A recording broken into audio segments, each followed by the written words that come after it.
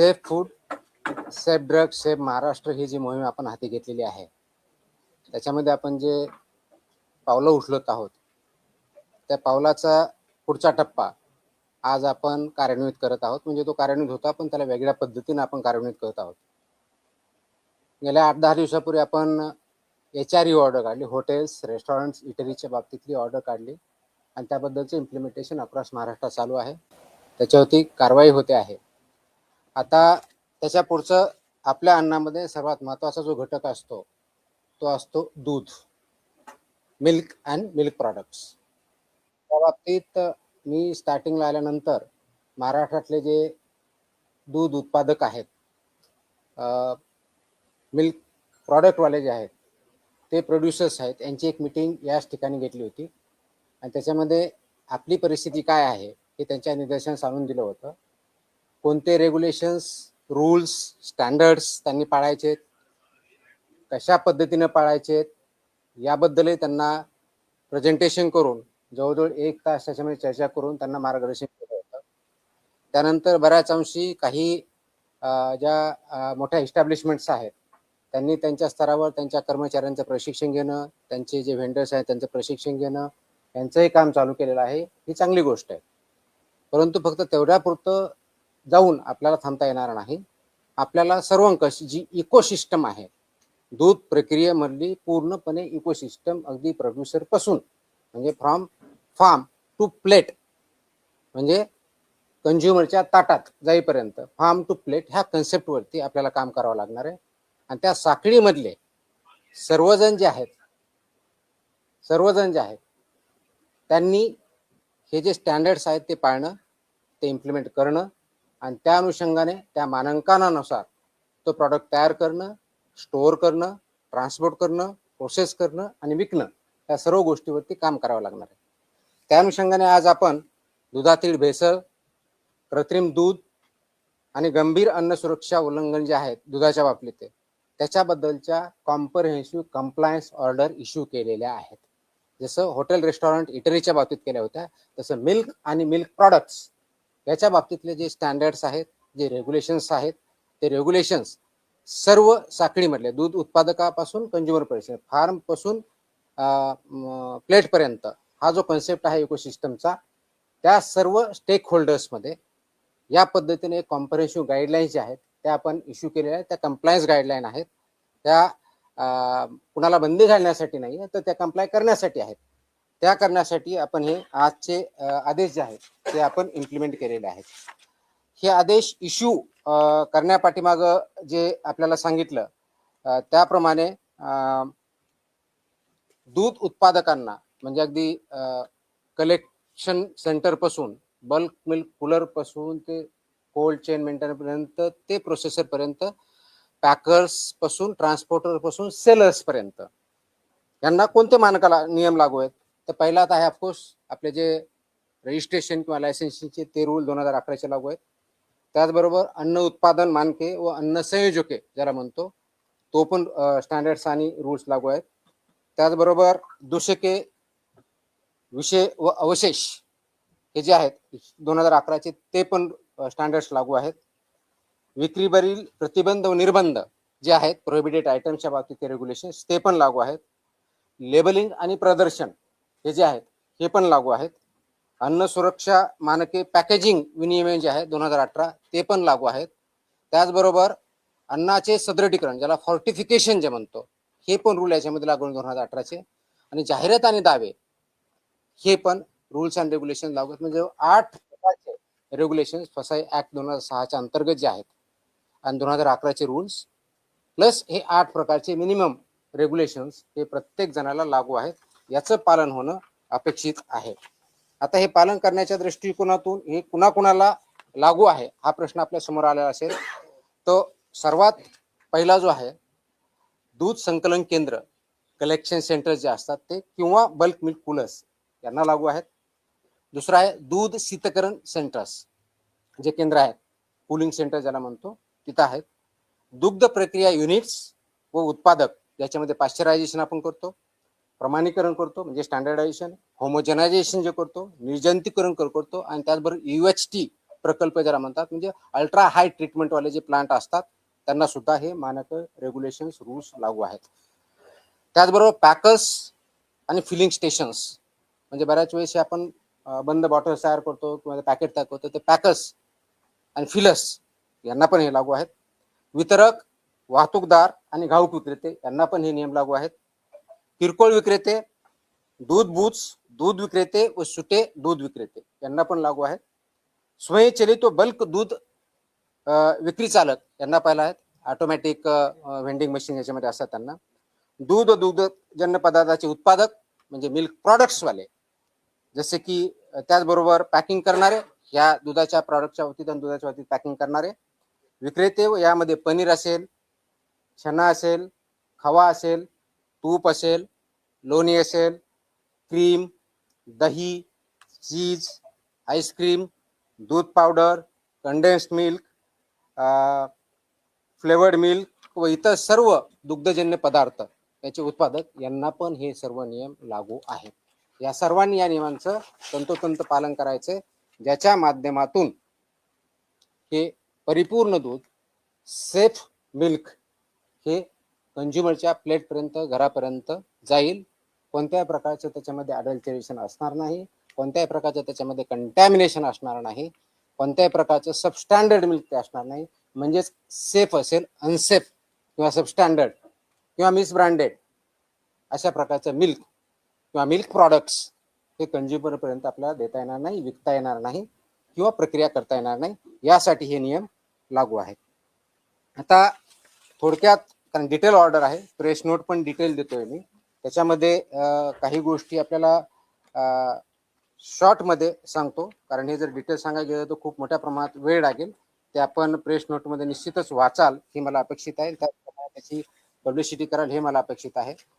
पण थोडक्यात जर आपल्याला सांगायचं झालं तर याच्यामध्ये जसं अप्लिकेबिलिटी सांगितली, त्याचप्रमाणे याच्या कर्तव्य व जबाबदाऱ्या ज्या आहेत, या FBO ज्या फूड बिझनेस ऑपरेटर ह्या सेक्टरमध्ये जे काम करतात त्याच्यामध्ये त्याचे हाताळणारे दूध व दुग्धजन्य पदार्थ हाताळणारे, प्रक्रिया करणे, साठवणे, वितरण करणे, विक्री करणे, अशा सर्व आस्थापनामध्ये याच्यामध्ये हे इम्प्लिमेंटेशन करणं गरजेचं आहे. तिथल्या पायाभूत सुविधा आणि स्वच्छता ह्या महत्वाच्या आहेत. जे युनिट आहे, जसं हॉटेलच्या बाबतीत मी सांगितलं होतं तसं या बाबतीत पण आहे. ही आस्थापना जी असतात ह्या पूर्णपणे दूषितीकरणाचे संभाव्य स्त्रोत स्थान, ज्याला पोल्युशनचे शक्यता जी असते त्याच्यापासून दूर असणं अपेक्षित आहे. धूळ, सांडपाणी आणि कीटक यांपासून पूर्णपणे दूर असणं आणि प्रोटेक्ट असणं गरजेचं आहे. दूध स्वीकारणे, दॅट इज रिसेप्शन करणे, शीतकरण करणे, कोल्ड करणे, प्रक्रिया प्रोसेसिंग करणे, पॅकिंग, साठवणूक करणे, यासाठीचं स्पष्टपणे त्याचे एरिया दाखवला पाहिजे. एखादी डेअरी आहे किंवा प्रोसेसिंग प्लांट आहे, या ठिकाणी असे वेगवेगळे एरिया आहेत, ते डिमार्केट केले पाहिजेत, लेबल केले पाहिजे, त्या ठिकाणी तेच काम करता आलं पाहिजे. जसं हॉटेलच्या बाबतीत मी बोललो होतो की किचनमध्ये रिसेप्शनचा वेगळा पाहिजे, सिग्रिगेशनचा वेगळा पाहिजे, व्हेजचा पाहिजे, तसेच या बाबतीत सुद्धा जे दूध स्वीकारलं जातं तो वेगळा डिमार्केटेड एरिया पाहिजे, तिथले स्टँडर्ड्स वेगळे, ते त्याप्रमाणे पाळले पाहिजेत, इम्प्लिमेंट केले पाहिजेत. शीतकरण करण्याच्या बाबतीतल्या काय आहेत तिथं केले पाहिजेत. प्रोसेसिंग करण्याच्या बाबतीत आहे त्या ठिकाणचा वेगळा एरिया पाहिजे. पॅकिंग आणि साठवणूक ह्या वेगळ्या गोष्टी आहेत. याच्यामध्ये कोणत्याही परिस्थितीत परस्पर दूषितीकरण किंवा क्रॉस कंटॅमिनेशन होणार नाही याची काळजी आपल्याला घ्यायची, कारण हे क्रिटिकल पॉईंट असतात. त्याला HACCP असं म्हणतो, hazard analysis and critical control points असं म्हणतात. हे हॅझर्ड अनालिसिस त्यांनी ठेवणं, त्याच्यावरती डिटेलमध्ये थोड्या वेळात बोलेच मी. तसं अपडेशन करणं, ते फसाईच्या स्टँडर्ड प्रमाणे आहे ते कंप्लाय करणं आणि ते इम्प्लिमेंट करणं. म्हणजे एका क्रिटिकल पॉइंटला जर ते सबस्टँडर्ड आलं किंवा ॲज पर स्टँडर्ड आलं नाही तर तिथंच ते रिजेक्ट झाला पाहिजे. पुढं ते गुड्स, ते दूध किंवा दुग्धजन्य पदार्थ जो आहे पुढे जाता कामा नये, तो डिस्कार्ड तिथंच झाला पाहिजे. त्याच्यामुळे क्रिटिकल पॉईंट्स म्हणतात, त्याच्यामुळे क्रिटिकल कंट्रोल पॉईंट असं नाव दिलेलं आहे. क्रिटिकल तिथं बघायचंय, ते स्टँडर्डला असेल तर तो पुढे प्रोसेस होईल, अन्यथा तिथंच तो रिजेक्ट होईल. ही प्रोसेस इम्प्लिमेंट करणं गरजेचं आहे. ही जर इम्प्लिमेंट केलं तर खूप मोठ्या प्रमाणात क्वालिटेटिव्ह फरक पडू शकतो, ते इम्प्लिमेंट करणं गरजेचं आहे.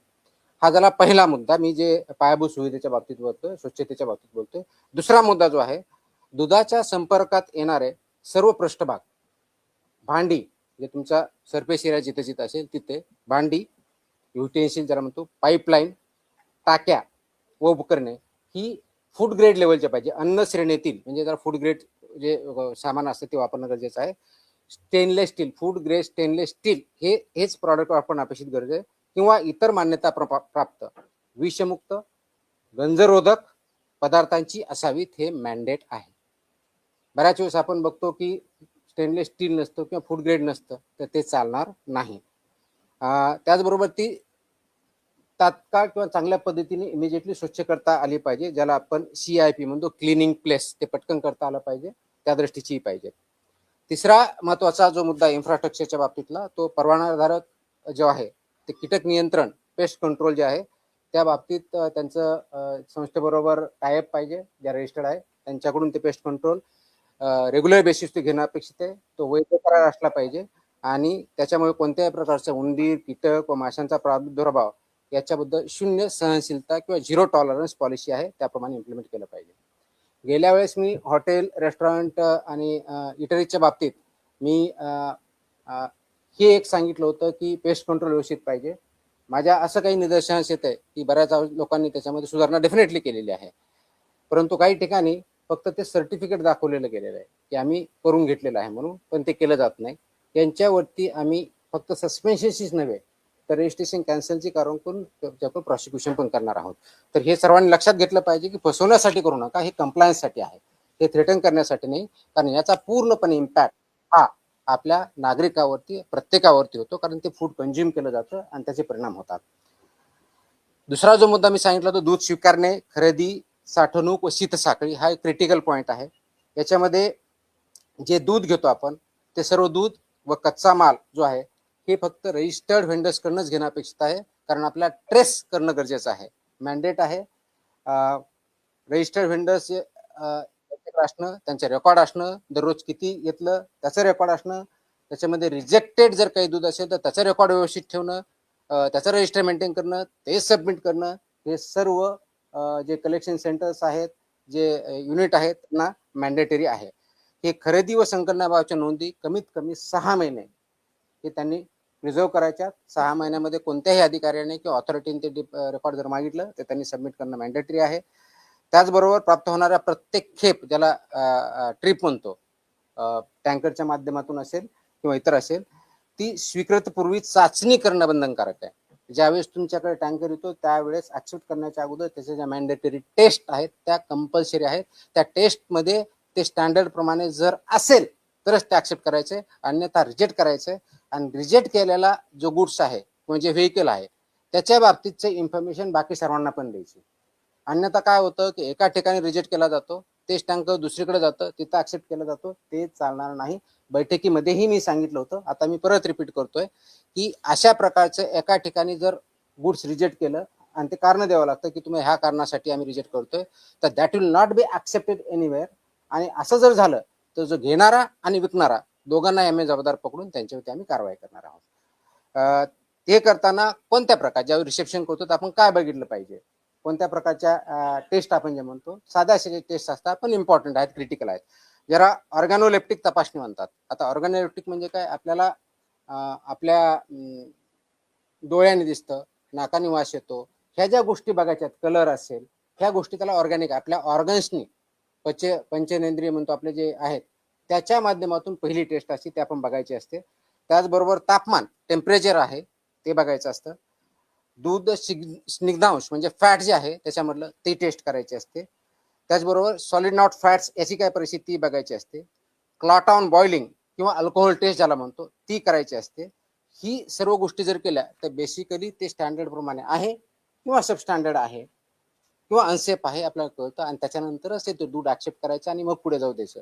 ते जर त्या टेस्टमध्ये सबस्टँडर्ड येत असेल तर ते रिजेक्ट व्हायला पाहिजे आणि त्याच्यावरती त्यांना सांगून ते रिजेक्ट ऍक्च्युअली डिस्ट्रॉय व्हायला पाहिजे, कोणत्याही दुसऱ्या चेनकडे जाता कामा नये.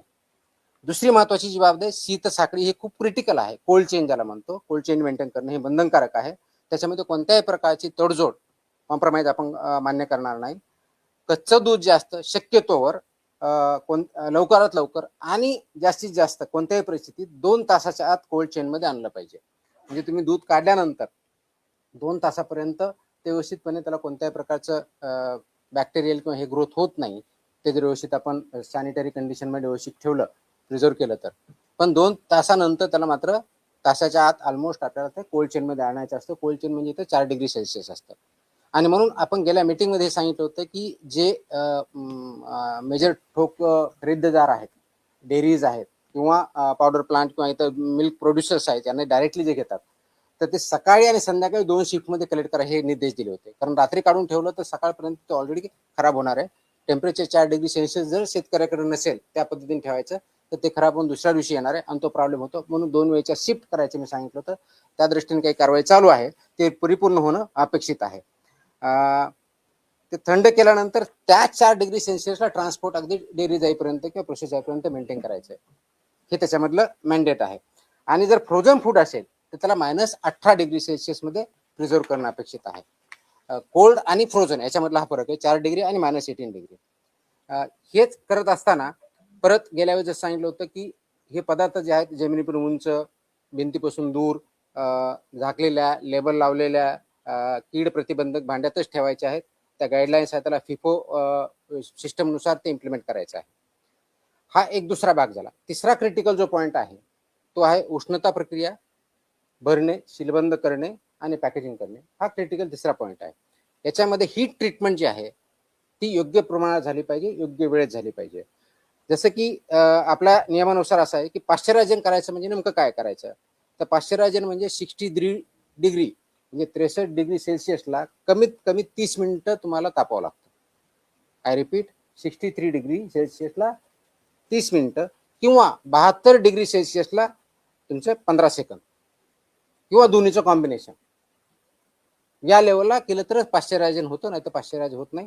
ते पाश्चरायझ त्या लेवलला करणं अपेक्षित आहे. त्यानंतर इमिजिएटली ते 4 डिग्री सेल्सिअसला आणायचं. ही हीट ट्रीटमेंट झाली की कोल्ड तुमची 4 डिग्रीपर्यंत आणायची, मग ते पाश्चरायझ दूध होतं, अदरवाईज ते पूर्णपणे होत नाही. म्हणून आणि ते केल्यानंतर त्याला एक टेस्ट असते, फॉस्फेटेज टेस्ट म्हणतात त्याला. ती जी टेस्ट आहे ती निगेटिव्ह येणं अपेक्षित आहे, म्हणजेच ते प्रॉपरली पाश्चरायझ झालं हा त्याचा अर्थ होतो. हे जे पाश्चरायझ करणार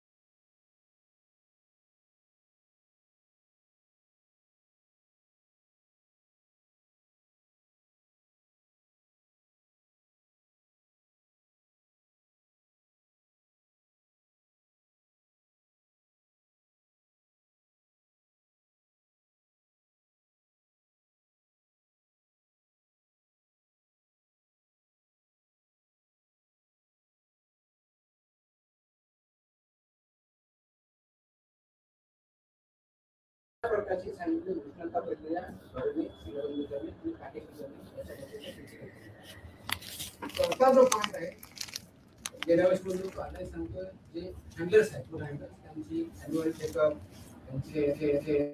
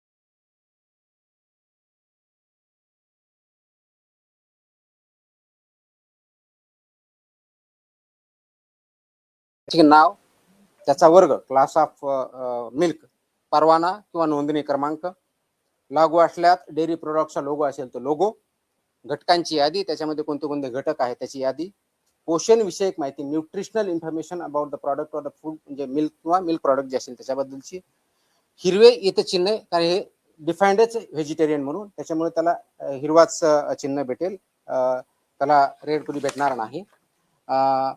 बेस्ट बिफोर एक्सपायरी किंवा यूज बाय हे दिनांक आणि मॅन्डेटरी व्यवस्थित पाहिजे, त्याच्यानंतरच वापरायचं नाही. निव्वळ प्रमाण म्हणजे किती, नेट ज्याला म्हणू, ते किती आहे. उत्पादक किंवा पॅकिंग करण्याचे नाव व संपूर्ण पत्ता हे मॅन्डेटरी आहे. आणि कोणत्याही दूध किंवा दुग्धजन्य पदार्थाचे संघटन, फॅट, SNF, पोषण मूल्य, सेंद्रिय, नैसर्गिक, A1, A2 किंवा आरोग्याविषयक गुणधर्म याबाबत कोणताही खोटा, दिशाभूल करणारा किंवा अतिशयोक्ती दावा करता येणार नाही. आपण जे लेबलिंग करू किंवा ऍडव्हर्टाईज करताना ह्या कोणत्याही गोष्टी याच्यामध्ये चालणार नाही. तर आमचे A1 आहे, A2 आहे, याच्यामध्ये असे क्वालिटीज आहेत, अगदी आईच्या दुधापेक्षा चांगलं आहे, हे ॲब्सोल्युटली मिसलिडिंग आहे. अशा कोणत्याही प्रकारचा क्लेम दूध किंवा दूध प्रॉडक्ट्सवाल्यांना करता येणार नाही. आणि असं जर कोणी करत असेल त्यांच्यावरती प्रॉसिक्युशन आणि क्रिमिनल प्रोसिडिंग सुद्धा आम्ही करू. हे करत असताना 6 महिन्याखाली बालकांनी वापरू नये हे काही ठिकाणी जे बंधनकारक आहे ते क्लिअरली लिहिलं पाहिजे. Not to be use for infants below 6 months. ते कोणतं आहे, कंडेन्स स्किम मिल्क जे आहे त्या पद्धतीने बघितलं म्हणजे हे बाबतीत आहे. दूध पावडर, स्कीम मिल्क पावडर, गोड किंवा फ्लेवर कंडेन्स मिल्क तसेच द्रवरूप दूध पदार्थ करण्यासाठी पुनर्गठित करता येणाऱ्या तत्सम उत्पादनावर हे वाक्य महत्वाचे आहे. Not to be use for infants below 6 months हे मॅन्डेटरी आहे. आणि माझी विनंती आहे की पालकांना सुद्धा या पद्धतीचे प्रॉडक्ट्स हे 6 महिन्याच्या खालच्या बालकांना किंवा इन्फॅन्ट्सना देऊ नयेत. ते त्यांच्यासाठी अनुज्ञेय नाही किंवा ते योग्य नाही, आणि म्हणून ते प्रॉडक्टवरती त्याचं लेबलिंग असणं अपेक्षित आहे. बाकीचे जे कंडेन्स मिल्क आहे, मशीन स्कीम मिल्क आहे किंवा पार्टली स्कीम्ड आहे, हे सर्व गोष्टी त्याच्यामध्ये क्लिअर त्या लेबलिंगवरती असल्या पाहिजे. एक महत्वाचा, बऱ्याच वेळेस मला वेगवेगळे नागरिक किंवा आपल्यामधून काही प्रश्न विचारले जातात. आईस्क्रीम आहे, कुल्फी आहे, चॉकलेट आहेत किंवा सॉफ्टी आईस्क्रीम आहे, यांच्या बाबतीत सुद्धा लेबलवर स्पष्ट गोष्टी लिहिल्या पाहिजेत. कोणत्याही पदार्थामध्ये स्टार्च असल्यास यापैकी पॅकेजिंग व लेबलिंग नियमाच्या नुसार तो त्याच्यावर घोषित करावा लागणार. कोणी जर याच्यामध्ये स्टार्च यूज केला असेल किंवा कोणताही नॉन मिल्क प्रॉडक्ट त्याचा जर यूज केला असेल तर तो तुमच्या लेबलवरती डिस्प्ले करणं, लिहिणं हे बंधनकारक आहे. प्रत्येक पॅकेजवर बॅच क्रमांक असेल, कोड किंवा लॉट क्रमांक बंधनकारक आहे. अलर्जन त्याच्यामध्ये दाखवलेलं असेल. त्याचबरोबर त्याच्यामध्ये काय आहे, याच्यामध्ये कंटेन्स मिल्क, ट्री नट्स, इतर ज्या गोष्टी आहेत त्या नमूद करायच्या जर त्यांनी टाकलेल्या असतील तर. नाशवंत उत्पादनासाठी कीप इन रेफ्रिजरेटेड लिहायचं आहे, तेही त्यांनी बंधनकारक लिहिलं पाहिजे. दूध पावडरसाठी store in cool, dry place in an air tight container ही त्याच्यावरती मॅन्डेटरी कंडिशन आहे, ती लिहिली पाहिजे. आणि हे सामान ठेवताना म्हणजे फूड प्रॉडक्ट ठेवणार त्याची काळजी जे युजर्स आहेत त्यांनी पण घेतली पाहिजे. आता दूध आणि दुधाचे जे मानकं आहेत ते मी वाचून दाखवत नाही, आपल्याला माहिती आहे. तर फॅटचा गाईच्या दुधाचा काय, म्हशीच्या दुधाचा काय, शेळीच्या दुधाचा काय, ते पूर्ण वेबसाईटवर आहे, माझ्या प्रेस नोटमध्ये आहे, ते डिटेल मी जात नाही. 2 महत्वाच्या गोष्टी मला अजून सांगायच्या, त्याच्यामध्ये एक रिकॉन्स्टिट्युटेड मिल्क आणि दुसरं तुमचं आहे रिकंबाईन मिल्क.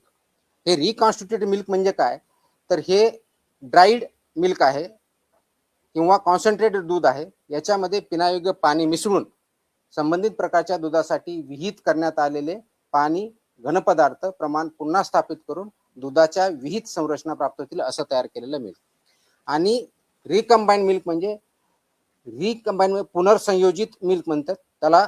प्रिझर्व्ड स्वरूपातील दुग्धशिनक म्हणजे मिल्क फॅट जो प्रिझर्व केलेला आहे तो, व मिल्क सॉलिड नॉट फॅट्स याच्यामध्ये पाणी करून तयार केलेला आहे, हा त्याच्यामधला डिफरन्स आहे. हे वापरताना त्याच्यामध्ये दुधाच्या बाबतीतला स्निग्धांश विरहित घनपदार्थ स्त्रोत ह्या केवळ वाळविले, ड्राईड किंवा सदन म्हणूनच दुधाचा वापर करावा आणि त्याचप्रमाणे असणं अपेक्षित आहे. याच्यामध्ये एक फूड ॲडिटिव्ह जे अलाउड आहेत तेच ऍड करायचे, त्याच्या व्यतिरिक्त कोणतेही करायचं नाही.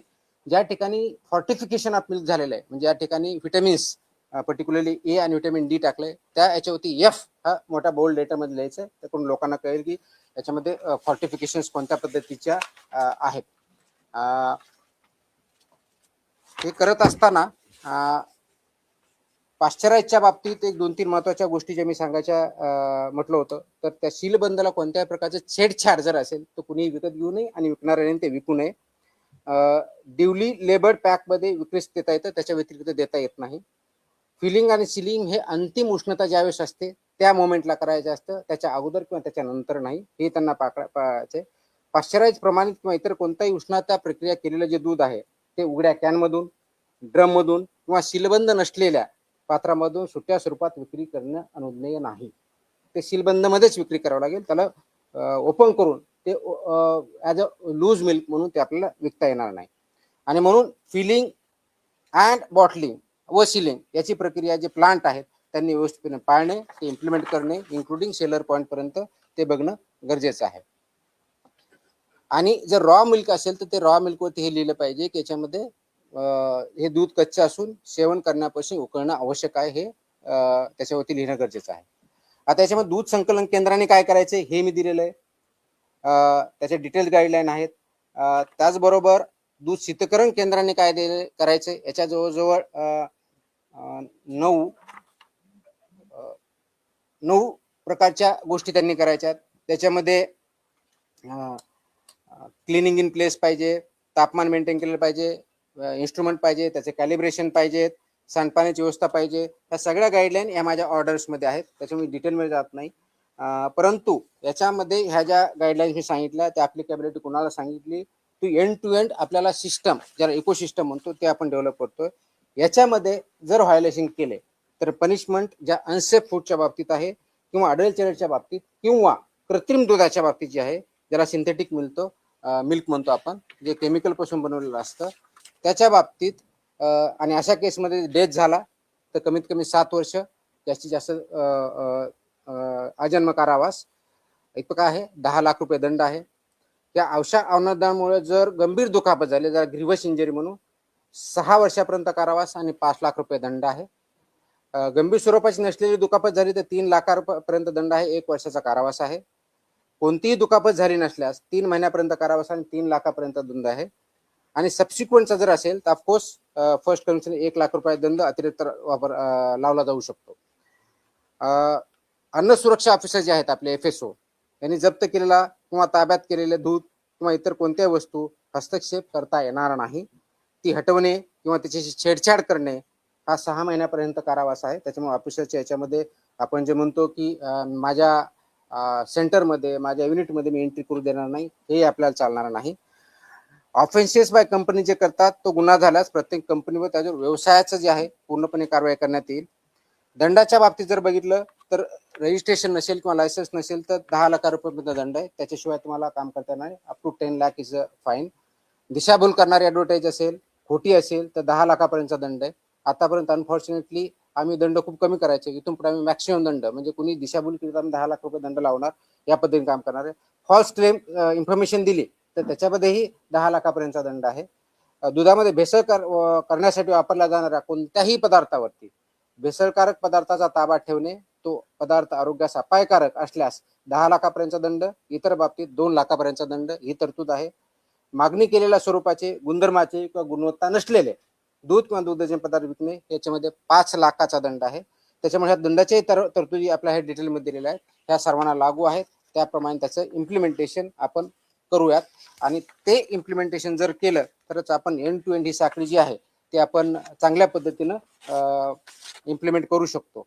आता थोडक्यात जर याच्यामध्ये सांगायचं तर आमचं मिशन काय आहे, आपलं मिशन काय महाराष्ट्राचं, तर महाराष्ट्राचं मिशन आहे की महाराष्ट्रातल्या प्रत्येक नागरिकाला हे आपल्याला सुरक्षित अन्न द्यायचंय, शुद्ध सकस दूध द्यायचंय आणि त्याच्या माध्यमातून आपल्याला भेसळमुक्त महाराष्ट्र दुधाच्या बाबतीत करायचं आहे. हे करत असताना फूड सेफ्टी मॅनेजमेंट सिस्टम आपल्याला डेव्हलप करायची, पूर्ण इकोसिस्टम आपण डेव्हलप करत आहोत आणि याच्यामधलं गायडिंग प्रिन्सिपल हे पब्लिक हेल्थ हे आहे आणि त्याचबरोबर जेन्युइन बिझनेसेस जे आहेत त्यांना प्रमोट करणं, त्यांना सपोर्ट करणं आहे आणि नॉन जेन्युइन बिझनेसेस जे आहेत त्यांना पनिशमेंट करणं, त्यांना सिस्टमच्या बाहेर काढणं हे आहे.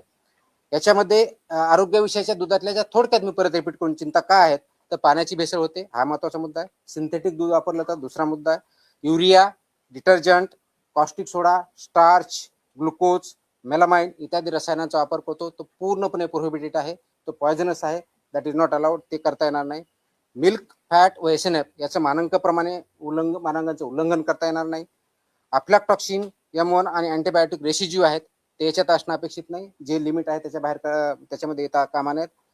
कोल्ड चेन मेंटेन करणं मॅन्डेटरी आहे, विना परवाना किंवा विना नोंदणी कोणताही उद्योजक याच्यामध्ये काम करू शकत नाही. चुकीचे लेबलिंग, ग्राहकाची दिशाभूल हे करता येणार नाही.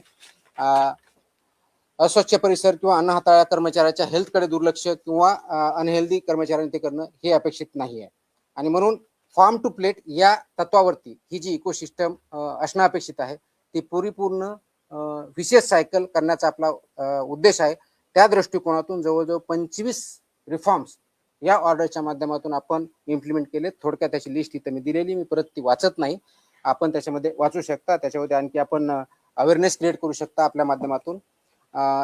संपायच्या अगोदर फक्त 2 गोष्टी. पहिलं आपलं जे होतं, आपण निरीक्षण करायचो, नमुना घ्यायचो, अहवाल द्यायचो, कारवाई करायचो किंवा कारवाई झाल्यास सांगायचो. ह्या 3 पॉईंटवर चालवत आहेत. आपण आता तसं करत नाहीये. आपण आता पूर्णपणे एंड टू एंड इकोसिस्टमच्या दृष्टिकोनातून कारवाई करतोय. हेल्दी फूड, हेल्दी मिल्क, कोणत्याही फूडचा आयटम आणि हेल्दी ह्युमन बिईंग हा त्याच्या पाठीमागचा कन्सेप्ट, हा त्याच्या पाठीमागचा गोल आहे. ते करण्यासाठी आपण अनालिसिस करतो, त्याचबरोबर गुप्त माहिती पण भेटते, इन्फॉर्मेशनही भेटते, त्याचं निरीक्षण किंवा अनालिसिस आपण परत करतो, आपण टेस्टही घेतो, प्रयोगशाळाचं विश्लेषणही करतो, ट्रेसेबिलिटी आपण जसं सांगितलं की N2 आपण ते करण्याचा प्रयत्न करतोय, पुरवठा साखळीचा पूर्ण तपास करणार आहे आपण, मूळ स्त्रोतावरती कारवाई करणं आणि नंतर प्रॉसिक्युशन करणं या पद्धतीनं काम चालणार आहे. फक्त जो कोणी व्हेंडर आहे याच्यापुरतं मर्यादित न राहता तर पूर्ण ट्रेस आउट करून त्या सायकलमध्ये जे कोणी एलिमेंट इन्व्हॉल्ड आहेत त्या सर्वांवरती ह्या गोष्टी लागू आहेत. अशा दृष्टिकोनातून आपण काम करणार आहोत. त्याच्यामुळे ही चेकलिस्ट पण आपण केली आहे आणि या दृष्टिकोनातून आपण काम करतोय. एक प्रश्न तुम्ही विचारणार आहात, त्याच्या अगोदर उत्तर देतो की रॉ मिल्क विक्रीला बंदी आहे का? त्याचं उत्तर नाही असं आहे. रॉ मिल्क तुम्ही विक्री करू शकता, ती वीत अटीच्या अधीन राहून आहे, त्या पद्धतीने करायची आहे. सिंथेटिक मिल्क म्हणजे नेमकं काय, तर त्याचा उत्तर असं आहे की ते अस्सल दूध नाहीये, ते केमिकल पदार्थापासून आपण तयार केलेलं हे सिंथेटिक मिल्क असतं. ट्रेसेबिलिटी म्हणजे काय, तर उत्पादकापासून कंझ्युमर पर्यंत गेलं त्याचा आपल्याला ट्रेस आउट करता आला पाहिजे, ह्या दृष्टीने आहे. कोल्ड चेन का महत्वाची, तर त्याच्यामुळे दुधामध्ये सूक्ष्मजीव वाढू नये यासाठी ते कोल्ड चेन महत्वाची आहे. आणि फास्टॅग जो ॲप आहे तो फसाईने तयार केलेला food safety training and certification programme जे आहे त्याच्या अंतर्गतच आपला कनेक्ट आहे, तो ॲप पण आहे आणि ते ट्रेनिंग पण आहेत. हे आदेश हे बेसिकली अनुपालन आदेश आहेत, हे बंदी आदेश नाही आहेत. आणि त्यामुळे हे ग्राहकाच्या संरक्षणासाठी, त्यांच्या हेल्थसाठी आणि जेन्युइन उद्योजकांच्या भरारीसाठी आहेत. ते कुणाला प्रिव्हेंट नेगेटिव्ह ऑर्डर नाही, हे पॉझिटिव्ह कंप्लायन्स ऑर्डर आहे आणि ते इम्प्लिमेंट करण्याचं काम, एन्श्योर करण्याचं काम ॲज अ रेग्युलेटरी एजन्सीमधून कमिशनर फूड सेफ्टी किंवा FDA डिपार्टमेंटचा आहे, त्या दृष्टीने आपण काम करत आहोत. हे करण्याचा उद्देशच एवढा आहे की दूध हा घटक अगदी लहान मुलापासून वयोवृद्ध माणसापर्यंत सर्वजण डेली बेसिस, ऑलमोस्ट डेली बेसिसवरती त्याचा वापर होतो. त्याच्यामधून खूप मोठ्या प्रमाणावरती परिणाम झालेले आहेत. आणि म्हणून माझी सर्व याच्या उद्योजक जे आहेत त्याच्यामध्ये त्यांना विनंती आहे की हे जे स्टँडर्ड्स आहेत, हे जे रेग्युलेशन्स आहेत आणि ह्या ज्या ऑर्डर्स आहेत त्याचं तंतोतंत पालन करा, त्याचं इम्प्लिमेंटेशन करा, जेणेकरून FDA आपल्या आल्यानंतर सॅटिस्फाय होऊन बाहेर येईल की आपल्यावरती कारवाई करण्याची गरज पडणार नाही. अन्यथा आम्हाला प्रॉसिक्युशन करण्यापासूनच जे व्हायोलेशन ज्या लेवलचे आहेत त्याप्रमाणे कठीणातली कठीण किंवा स्ट्रॉंगेस्ट ऍक्शन ती घ्यावी लागेल. Because we mean business, we don't compromise on the health of people. Thank you. राज्यातला किती दुधाची गरज आहे आणि आपल्याकडे किती संकलन होतं? आजच्या डेटला आपल्याकडं तो डेटा डेअरी विभागाकडे असतो, तो आपल्याकडे नाही. पुढच्या काही काळामध्ये हा डेटा आपल्याकडे पण येण्यासाठी आपण ऑनलाईन काही सिस्टम डेव्हलप करणार आहे, त्यावेळेस त्याचं परफेक्ट आन्सर मी देऊ शकेल. जी लोकसंख्या असते त्याच्या अनुषंगाने ती आवश्यकता असते. तसा सायंटिफिक स्टडी माझ्याकडे FDA डिपार्टमेंटला नाही, त्याच्यामुळे मला ते कमेंट करताना याचा डेटा हा आजच्या डेटला डेअरी विभागाकडे आहे. आता मी सगळं बोललो, हीच कारवाई त्याच्यावरती सगळे आले याच्यामध्ये, हे सगळ्या गोष्टी त्याच्यामध्ये आल्या. आज विधानसभेमध्ये आमदार जितेंद्र आव्हाडांनी एक प्रश्न उपस्थित केला, तुमच्या अनुषंगाने तुमची या विभागातून बदली करण्यासाठी भेसळ करणाऱ्या लोकांनी 250 कोटी रुपये गेल्या प्रेसमध्ये त्याचं उत्तर दिलेलं आहे मी. That is way back. गेल्या प्रेसमध्येच उत्तर दिलेलं आहे. मग आज ते नियम असतील. एकंदरीत तुम्ही जी बंधनं किंवा ज्या अटी सांगितल्या आहेत, बंधनं नाही, कंप्लायन्स ऑर्डर आहे, बंधनं नाही, स्टँडर्ड्स पाळा म्हणून सांगतोय. त्या अनुषंगाने जर आज कारवाई करायची झाली तर आपले जेवढे इस्टॅब्लिशमेंट आहेत त्यांच्यावरती कारवाई होऊ शकते.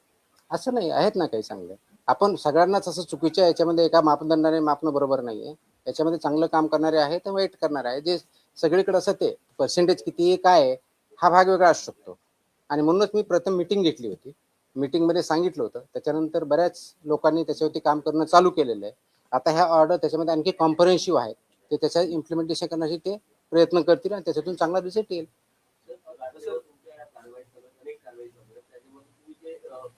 घटक असतात त्या लॅबकडे पाठवतात. तो लॅबनं तुम्हाला जो हे येतोय काय अहवाल किती दिवसामध्ये येतोय काय त्याचं की एक कालावधी आहे? ओके, हा शेवटला बोलू का आत्ता बोलू? कारण तुम्हाला 1 महिन्याचा डेटाच देईल मी. Okay okay. त्याला सर जोडून की कायदेशीर काही त्याला आधार घेतात का काही, कारण का लॅबला गेल्यानंतर अनेक जण कायदेशीर पद्धतीनं पळवाट वगैरे काढतात का या माध्यमातून? कायदा इम्प्लिमेंट करण्यासाठी असतो. जे कायदा आहे तेच इम्प्लिमेंट होतं. त्याच्यामुळे कायदेशीर पळवाट हा शब्द प्रयोग माझ्या दृष्टिकोनातून योग्य नाहीये.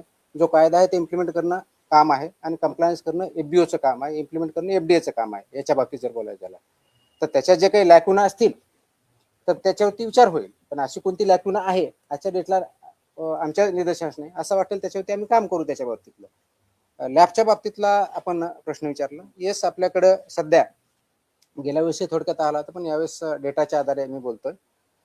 सर्वसाधारणपणे आपण फूड सॅम्पल जर बघितले तर मी तुम्हाला कंपॅरेटिव्ह डेटा देतो. जून 2025 आणि जून 2026 ह्या 2 महिन्याचा. मग गेल्या वर्षीच्या जूनमध्ये किती सॅम्पल टेस्ट झाले आणि या महिन्याच्या जूनमध्ये किती सॅम्पल टेस्ट झाले. तर गेल्या वर्षी जून महिन्यामध्ये फूडचे 1622 सॅम्पल आपल्या 3 ज्या लॅब आहेत त्याच्यामधून झाले होते. या वर्षी जून महिन्यामध्ये 7494 सॅम्पल एवढे टेस्ट झालेले आहेत.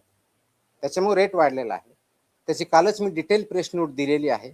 याच्या बाबतीत आम्ही काय काय मेजर्स घेतलेले आहेत. त्याच्यामध्ये 2 शिफ्टमध्ये काम करणं आहे.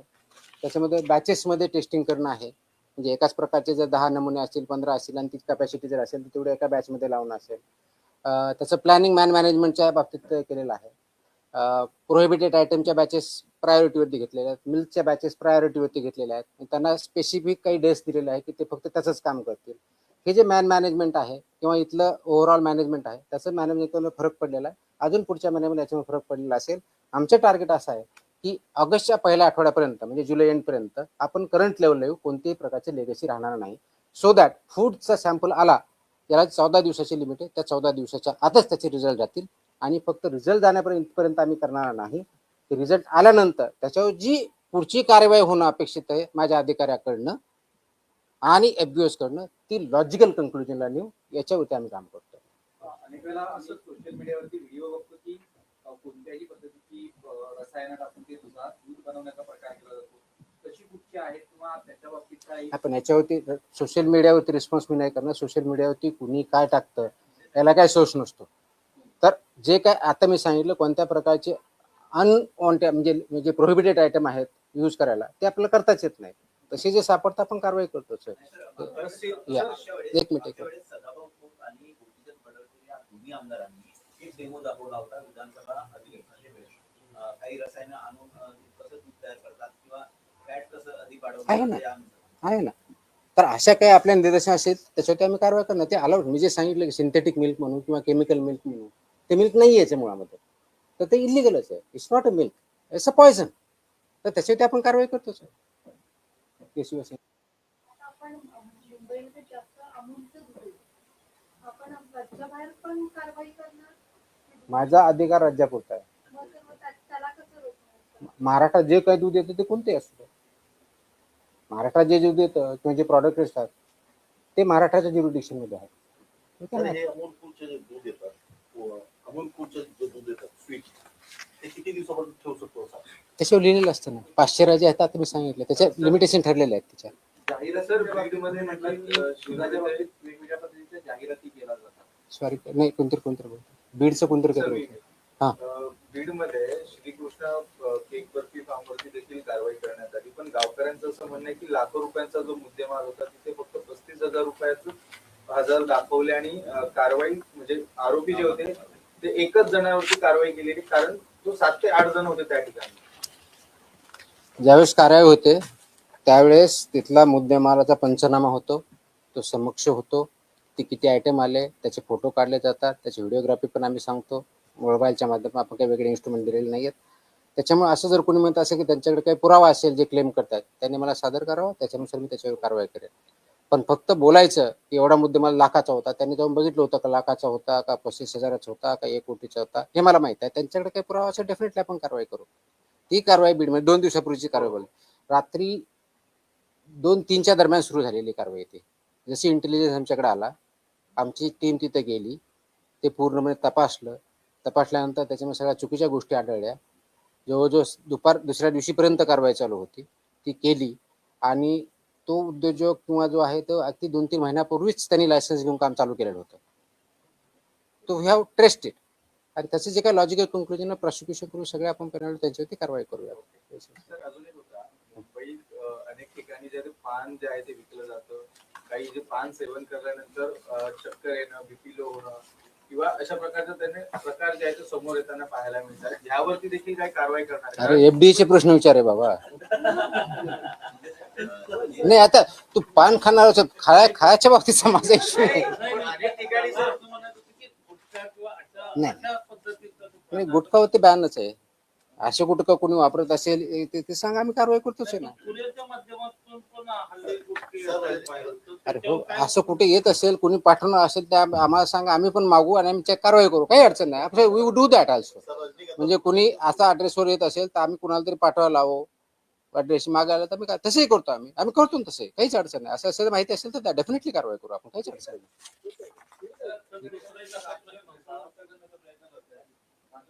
सॉरी कम अगेन परत बोला.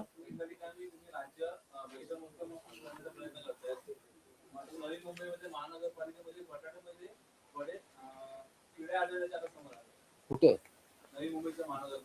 महानगरपालिकेत का हॉटेलमध्ये कुठे?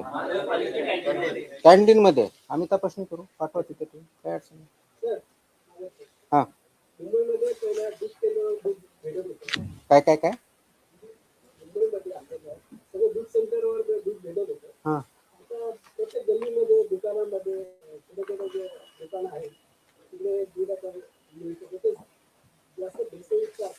हे असं तुमचं म्हणणं आहे. कुठं असेल तर सांगा, आम्ही करतो. That is what we are expected. Please understand. ऐकून कसं असतं ज्यावेळेस हे गोष्टी असतात, दिस इज 3 खूप महत्वाचे स्टेक होल्डर आहेत त्याच्यामध्ये. एक एफबीओ जो हा माल तयार करतो विकतो, तो व्यावसायिक जो आहे तो. दुसरा रेग्युलेटर म्हणजे आम्ही एफडीए, आणि तिसरा कंझ्युमर. तर तिघांनी मिळून करायच्या गोष्टी आहेत. रेग्युलेटरचा रोल रेग्युलेटर डेफिनेटली करेल. कमी पडत आहोत आणखी इम्प्रूव्ह करू आम्ही, काही प्रश्न नाही. त्यासाठीच आपण हे जे ऑर्डर्स काढतोय, ऑर्डर काढण्याचे उद्देश काय? ऑर्डर काढण्याचा उद्देश एक काय, एफबीओ यांना हे त्या ऑर्डर्स चांगल्या पद्धतीने परत माहीत व्हाव्यात. काय त्यांचे मानक वापरायचे, कोणत्या प्रकारचे स्टँडर्ड करायचे हे माहिती व्हावं आणि त्यांनी कंप्लाय करावं. दुसरा उद्देश माझा, आणि तो महत्वाचा उद्देश आहे, की लोकांमध्ये जागृती तयार झालेली पाहिजे, अवेअरनेस झाला पाहिजे, की याच्या माध्यमातून होईल, त्यांनाही ह्या गोष्टी कळतील, त्यांनी क्वेश्चन करावेत. त्याच्यामुळे आपण एखादी गोष्ट विकत घेताना ती योग्य आहे का, ते पॅकेज वाचावं, त्याच्यामध्ये एक्सपायरी डेट आहे का, त्याचे कॉन्स्टिट्युएंट काय आहेत, ते फक्त समोरच्या पार्टला न करता पाठीमागचाही पार्ट बघा. अगर पॅकेजिंग 3 साईडने होते, समोरच्या बाजूने साईडने आणि पाठीमागच्या साईडने, तर ह्या ठिकाणी काय लिहिलेलं आहे ते पण वाचावं. तर ते वाचणं आणि आम्ही रेग्युलेट करणं. तर हे इज अ कंबाईन ऍक्टिव्हिटी. जिथं काही असं असेल तर डेफिनेटली आपल्याला जे मीन्स दिलेले आहेत त्या माध्यमातून आमच्यापर्यंत आलं तर आम्ही कारवाई करू. आम्ही सुमोटोही कारवाई करतो, कंप्लेंटच्या माध्यमातून करतो, इंटेलिजन्सच्या माध्यमातून करतो. त्याच्यामुळं it is a collective responsibility. तर प्रत्येक माणसापर्यंत मी पोहोचू शकत नाही, पण इंडिव्हिज्युअल माणूस आमच्यापर्यंत ह्या माध्यमातून पोहोचू शकतो. कंप्लेंटच्या माध्यमातून, ऑनलाईनच्या माध्यमातून, फोनच्या माध्यमातून तो पोहोचू शकतो. अशा जर काही चुकीच्या गोष्टी घडत असतील तर definitely please point it out. Will work on that. लोकसहभाग हा तुमच्या या चळवळीतला सगळ्यात महत्वाचा पार्ट आहे. ऑफकोर्स म्हणजे आता जे डेअरी आहेत, म्हणजे जे सुट्ट दूध विकतात, तर त्याच्यातली जी तुमची जी मानकं आहेत की बाबा एवढं याचं असलं पाहिजे, तर सामान्य माणसाला त्या ठिकाणी ते म्हणजे पॅकिंगला तुम्ही व्यवस्थित पॅकिंग आहे की नाही हे बघायला स्कोप आहे किंवा म्हणजे सुट्ट दूध त्या डेअरीतून मिळतं. मी आता खूप क्लिअरली सांगितलं, मी आता क्लिअरली व्हेरी क्लिअरली मी सांगितलं की तुम्हाला पॅकेज मधलं ओपन करून विकता येत नाही. शेतकरी स्वतः काढलेले आहे ते दिलेले आहे त्याप्रमाणे तो विकू शकतो. पण बऱ्याच शहरामध्ये हे जे पॅकेज मधलं दूध आहे ते काढून त्याच्यामध्ये वेगळ्या पद्धतीने काही केमिकल असतात ते विकलं जातात. शक्यतो ते अवॉइड करावं अनलेस आपल्याला माहिती आहे की हा शेतकरी आहे आणि तो खरोखर देतो. आता आम्ही ह्या कारवाई सुरू केल्यानंतर माझ्याकडे असे फीडबॅक आहेत की बऱ्याच ठिकाणी रोडवर दूध विक्रेते बसायचे, ते आता बसणं बंद झालंय. याचा अर्थ काय होतो? याचा अर्थ देर आर सम प्रॉब्लेम. तर शहरामध्येही आपल्या बऱ्याच वेळेस आपण करतो की बाबा मला पॅकेजमध्ये प्रॉब्लेम वाटतोय, ते काही चांगलं नाहीये म्हणून मी सुटं दूध घेईल. पण सुटं दूध जर घ्यायचं असेल तर एन्श्युअर करा की खरोखर तो फार्मर आहे किंवा फार्मर म्हणून आणलेला आपल्याकडे जेन्युइन आहे आणि मध्ये तो भेसळ करणार आहे एवढं एन्श्युअर करा. ते तुमच्या विश्वासाचा इश्यू आहे. तर त्या दृष्टिकोनात आपण सुट्टं दूध घेतानाही ते काळजी घेतली पाहिजे. हिंदीमध्ये नाही, इंग्लिश किंवा मराठी. हाँ आप मराठी में जवाब दीजिए। एनर्जी ड्रिंक जो है स्टिक, उसको लेकर स्वामी की सवाल उठाया गया, उसे बंद किया, प्रतिबंध लगाया जाएगा और 500 मीटर के दायरे में स्कूल या कॉलेज में अगर बेचा जा रहा है तो इस पे कार्रवाई होगी। तो आपका एफडीए डिपार्टमेंट इस पे कार्रवाई करेगा। उसके बाद क्या उसको लेकर आपने योजना बनाई? है ना, मुझे पता है, आंसर दिया गया है अधिवेशन में. इश्यू एवढा आहे की हे जे सो कॉल्ड एनर्जी ड्रिंक्स आहेत, त्याच्यावरती एनर्जी ड्रिंक लिहिलेलं आहे. 2 दिवसापूर्वी 3 दिवसापूर्वीची फसायची ऑर्डर 30 जून 2026 फसायने ऑर्डर्स काढल्या आहेत, नोटिसेस काढलेल्या आहेत. हे जे सो कॉल्ड एनर्जी ड्रिंक लिहिलेलं आहे ते लिहिता येत नाही, क्लेम करता येत नाही, म्हणून 30 जूनच्याच फसाईच्या ऑर्डर्स आहेत. अशा प्रोड्यूस करणाऱ्या ज्या कंपन्या 10-12 कंपन्या आहेत, इन्क्लुडिंग तुमच्या पेप्सिको आहे, रेड बुल आहे, तुमच्या त्याच्यानंतर स्टिंग आहे, यांना नोटिसा 30 जून पूर्वी आत्ताच काढलेल्या आहेत की तुम्ही असं लेबल करू शकत नाही. त्याचं कारण असं आहे की फसाई ॲक्टमध्ये जे अनेक्षर ए आहे ज्याच्यामध्ये फूडच्या कॅटेगरी दिलेल्या आहेत आणि फूड कॅटेगरीमध्ये हे एनर्जी ड्रिंक असं काही डिफाईन केलेलं नाही. म्हणून त्या ऑर्डरमध्ये असं स्पेसिफाय केलेलं आहे की जे त्याचा आधार घेऊन किंवा शेड्यूल 4 ज्याच्या आधारे हे मानक आहे त्याचा आधार घेऊन तुम्ही एनर्जी ड्रिंक असं लिहिता कामा नये. हे त्या कंपनीला ऑलरेडी फसाईने नोटीस काढलेली आहे. त्याच्यामुळे तो त्याच्यावर लिहिण्याचा जो प्रकार आहे आता इथून पुढे बंद होईल. त्याच्या एक वो बंद होईल. आता दूसरा सवाल जो आपने किया कि स्कूल के बारे में जो रेगुलेशंस है स्कूल के 500 मीटर्स में क्या चाहिए उसका क्लियर ऑर्डर है. कौन से उसमें आपका गुटखा नहीं रह सकता, वो तो प्रोहिबिटेड है, लेकिन सिगार नहीं रह सकता है, कौन से आइटम रह सकते हैं नहीं रह सकते हैं, इसका ऑर्डर है. वो इम्प्लीमेंट करना सभी की जिम्मेदारी है, particularly FDA department on the one hand and principal of the school on the other hand. Principal of the school ऑनर वो 500 मीटर में अगर ऐसा कुछ है तो हमें बताएं, हम उस पर कार्रवाई करेंगे. उसके बारे में डिटेल्ड ऑर्डर कुछ दिनों में मैं इशू कर रहा हूँ कि स्कूल मैनेजमेंट ने क्या करना चाहिए, पेरेंट्स ने क्या करना चाहिए, एफडीए ने क्या करना चाहिए. अभी इस पॉइंट में हर एक डिस्ट्रिक्ट में टीचर्स ट्रेनिंग हो रही है थ्रू एजुकेशन डिपार्टमेंट डाइट के थ्रू. तो उसमें मैंने मेरे ऑफिसर्स असिस्टेंट कमिश्नर लेवल के ऑफिसर वहाँ भेजे हैं. जो टीचर्स ट्रेनिंग हो रही उसी में जो स्कूल रेगुलेशन फूड के बारे में है वो क्या है वो बताने के लिए ट्रेनिंग के लिए उसका एक सेशन हर एक डिस्ट्रिक्ट में हमने किया है, so that every teacher comes to know कि हमें क्या करना है क्या नहीं करना है.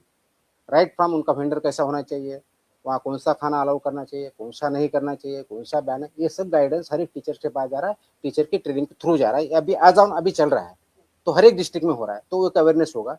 उसके बाद कुछ दिनों के बाद 8-10 दिन के बाद मैं स्कूल का जो स्टैंडर्ड्स है फूड के बारे में, चिल्ड्रन के बारे में, न्यूट्रिशन के बारे में, उसका जैसा मैं दूसरा ये जो ऑर्डर निकला मिल्क एंड मिल्क प्रोडक्ट्स वैसा ऑर्डर वो भी निकाल रहा हूँ.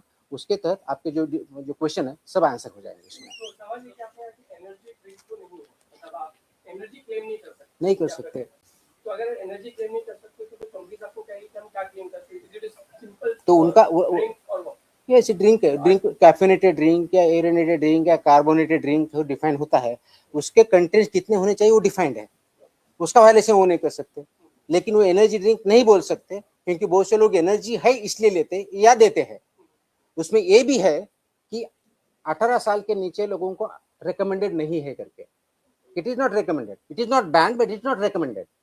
तो पेरेंट्स से मेरी ये गुजारिश है, लोगों से मेरी ये गुजारिश है कि ये 18 साल के नीचे वाले लोगों को पीने मत दीजिए, प्रिवेंट कीजिए। It is not recommended, it is not advisable, because it contents का तुम्हारा कैफीन है उसमें, इट कंटेंट्स तुम्हारा शुगर है, वो कंटेंट है, उसमें कंटेंट लिखा हुआ होता है और उसमें रिकमेंडेड भी लिखा है कि not recommended for persons below 18 years, lactating mothers, pregnant mothers, लिखा है उस पर, ये मैंडेटरी है। तो मेरा ये है कि लोगों ने इसको पालना चाहिए, इसका इम्प्लीमेंटेशन करना चाहिए, सेल्फ इम्प्लीमेंटेशन करना चाहिए, ऑटोमेटिकली प्रॉब्लम सॉल्व हो जाएगा। सर, क्योंकि आप जैसे कह रहे हैं कि 18 साल के नीचे तो आप यूज नहीं कर सकते, इसलिए हम देखते हैं कि हाईली यूज रेड बुल या इस recommended, ज्यादा यूज प्रिवेंटेड नहीं है, रिकमेंडेड है। तो वो तो हर एक इंडिविजुअल का चॉइस है ना। तो पेरेंट्स तो इसीलिए तो अवेयरनेस जो है, तो पेरेंट्स ने ये केयर लेनी चाहिए कि वो ड्रिंक नहीं कर रहे हैं। फिर अब आप कुछ इस तरह की सर्वे शुरू करेंगे स्कूल कॉलेज के बाद, सर्विस, सर्वे शुरू करेंगे ताकि जैसे सर्विस जो एनर्जी है तो यही बोल रहा है कि मैं टीचर्स और प्रिंसिपल को हम जब ट्रेनिंग कर रहे हैं, उनको यही तो बता रहे हैं। तो हर दिन तो वहाँ प्रिंसिपल रहेगा, टीचर रहेगा, हर दिन तो कोई अथॉरिटी नहीं रह सकता वहाँ पे।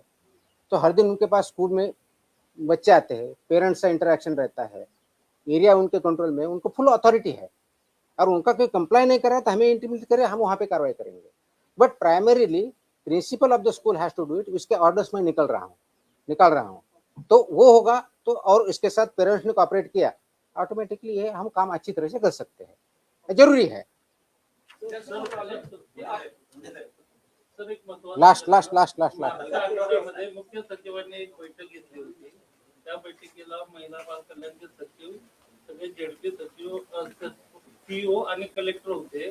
त्यावेळेला THR टेक होम रेसिपी जी योजना आहे, त्या योजनेतून मुलांना घरपोच आहार दिला जातो 0 ते 6 महिने ते 3 वर्षापर्यंतच्या मुलांना. तर तो जनावरांनाही खाण्याच्या लायकीचा नाहीये आणि तुम्ही अशा पद्धतीने देता आहात, अशा पद्धतीचं स्टेटमेंट मुख्य सचिवांचं होतं. आणि त्यामुळे तुमच्या विभागाचा निधी हा पशुसंवर्धनाला दिला पाहिजे आणि तुम्ही खूप केअरलेस वागता असं स्टेटमेंट होतं. तर तुम्ही त्या THR संदर्भात काय ऍक्शन करणार? हे स्टेटमेंट मला माहित नाही, मी त्याच्यावर कमेंट करण्याचं काहीही कारण नाहीये. बट माझ्या डिपार्टमेंटचा जो काही रोल आहे तो एवढाच आहे की सर्व प्रकारचे जे काही फूड आहे त्याचं टेस्टिंग करणं, त्याच्यामध्ये अंगणवाडीला जाण्याच्या फूडचं ते पण टेस्टिंग करतो, जे स्वस्त धान्य दुकान आहे ते करतो.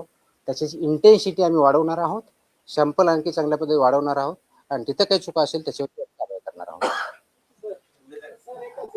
अरे एक मिनिट, आता भरपूर वेळ झालाय, आणखी तुम्हाला याच्यावर थांबू का काही दुसरी जी महत्वाची चालेल त्याच्यावर काही बोलू? म्हणजे माझी इच्छा नव्हती पण तुम्ही प्रश्न नंतर विचारणार होता. हॉटेल जेव्हा कारवाई विचारतो तुम्ही बोलला असता म्हणून ती प्रश्न ती पण देतोय, पण ह्या दोन सेपरेट आहेत. सो देर फर्स्ट ही ऑर्डर आहे ती परमनंटली लॉंग टर्मची जी, आणि हॉटेलच्या बाबतीत जी HRE ऑर्डर काढली होती आपण त्याच्यानुसार पहिल्या 2 दिवसाच्यात आपल्याकडे माहिती आलेली आहे. त्याच्यानंतरचे आपण जे कारवाई केलेल्या आहेत 1 आणि 2 जुलैला तर महाराष्ट्रभरामध्ये एकूण 154 हॉटेल रेस्टॉरंटवरती आपण व्हिजिट केलेले आहेत, 154 अक्रॉस महाराष्ट्र. त्याच्यापैकी 32 हॉटेल रेस्टॉरंटचे परवाने रद्द करण्यात आलेले आहेत. 66 यांना इम्प्रूव्हमेंट नोटीस आपण दिलेली आहे. त्याचे डिटेल्स देईलच मी. त्याचबरोबर पान गुटखा, मसाला गुटखा विक्री याच्यावरती 13 व्यक्तींना अटक केलेली आहे गेल्या 2 दिवसामध्ये. 5 आस्थापना सील केलेल्या आहेत, 4 वाहनं जप्त केलेली आहेत, जवळजवळ 2,41,40,00,000चा प्लस माल प्रतिबंधित अन्नपदार्थाचा साठा जप्त केलेला आहे. ह्या ज्या हॉटेलवरच्या कारवाया आहेत त्याच्यामध्ये ठाणे विभागात 10, नाशिक विभागात 10, पुणे विभागात 7, अमरावती विभागात 4, छत्रपती संभाजीनगर विभागात 1 इत्यादी निलंबनाच्या कारवाया झालेल्या आहेत. त्याचे नावं लिस्ट सगळी दिलेली आहे मी.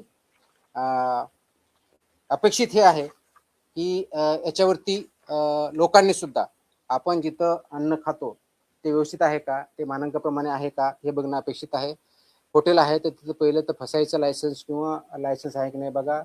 असेल तर अगदी ज्या मी HREच्या ऑर्डरमध्ये सांगितलेलं आहे ती स्वच्छतेपासून सगळ्या गोष्टी आहेत का ते बघा, जे आपल्याला दिसू शकतात. विभागनिहाय तुम्हाला जर हॉटेलच्या बाबतीतली माहिती दिली तर मुंबईमध्ये 17 म्हणजे बृहन्मुंबई या विभागामध्ये 2 जिल्हे जे येतात, 17 आपण हॉटेलला व्हिजिट किंवा इन्स्पेक्शन केले, 5 सुधारणा नोटीस दिल्या. कोकणामध्ये 23, 10 परवानगी निलंबन केले. पुण्यामध्ये 53, 25 सुधारणा नोटीस, 7 परवानगी निलंबित केले. नाशिकमध्ये 20 सुधारणा नोटीस, 7 निलंबन परवानगी 10. छत्रपती संभाजीनगर 4 आस्थापनांना व्हिजिट केली, 1 परवाना निलंबित केला. अमरावतीमध्ये 23 ठिकाणी व्हिजिट केल्या, 15 सुधारणा नोटीस दिल्या, 4 निलंबन केले.